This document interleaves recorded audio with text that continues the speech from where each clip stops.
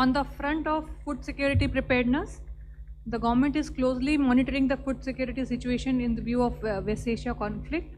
So as you know that we have adequate buffer stock of both wheat and rice, almost 3 times the buffer stock norms which is there. For wheat we have around 222 LMT, and for rice we are having around 380 LMT. So both put together around 602 LMT of food stocks are available with us.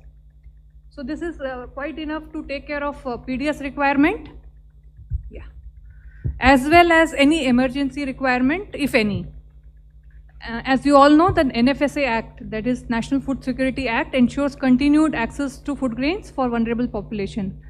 Other than food security, we also maintain, we also do market interventions to ensure that prices of food grains in market is stable. That is done through OMSS, Open Market Sale Scheme.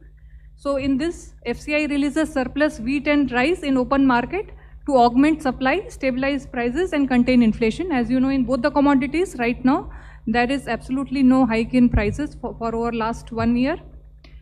Adequate stocks are available with FCI for such interventions. And in this scheme, we are also giving subsidized rice under state schemes. So other than NFSA, if states want to give additional rice to under their state schemes, that is also available. Now regarding procurement under RMS 2627, procurement of wheat under MSP operations has already started, primarily through the state agencies. The department is regularly reviewing preparedness in coordination with states. Adequate packaging material is also being ensured for the procurement operations. So proactive steps have been taken to ensure availability of packaging material. The department, in consultation with MOPNG and DCPC, is diversifying packaging sources and maintaining contingency measures to address any shortfall.